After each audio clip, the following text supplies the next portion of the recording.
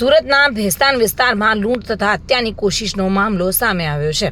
તેમજ પોલીસે પણ ગણતરીના કલાકોમાં 2 આરોપીઓને ઝડપી પાડ્યા હતા। ફરિયાદીના ઘરમાં ઘૂસીને ચોરી કરવાનો પ્રયાસ કરવામાં આવ્યો હતો અને પરિવાર દ્વારા પ્રતિકાર કરતા આરોપીઓ દ્વારા જીવલેણ હુમલો કરાયો હતો। આ અંગે મળતી માહિતી મુજબ ભેસ્તાન વિસ્તારમાં લૂંટ તથા હત્યાની કોશિશનો મામલો સામે આવ્યો છે।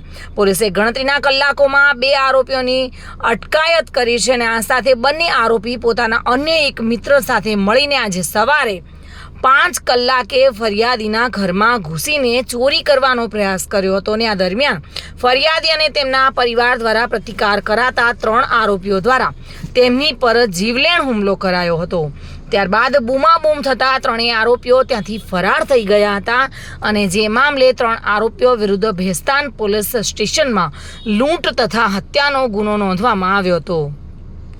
આ મામલે ભેસ્તાન પોલીસે તોહેબ જુનેદ શેખ અને કલીમ રહેમાન શેખ એ બંને આરોપીઓને ઝડપી પાડ્યા છે અને એક આરોપી ઇમરાન મીઠાને પોલીસે વોન્ટેડ જાહેર કરી વધુ તપાસ હાથ ધરી છે।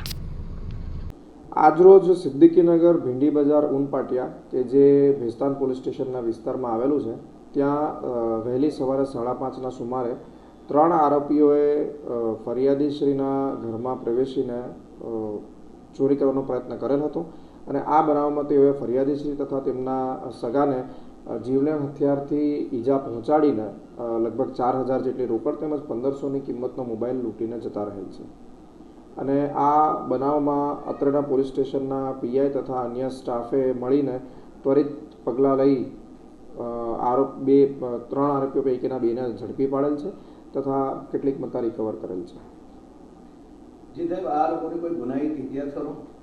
આરોપી પૈકીના એક ઉપર સચિન જીઆઈડીસી ખાતે ચેઇન સ્નેચિંગનો તથા અન્ય આરોપી ઉપર સલામતપૂર્વમાં હથિયાર રાખવાનો એમ ગંભીર પ્રકારના ગુનાઓ ભૂતકાળમાં દાખલ થયેલ છે।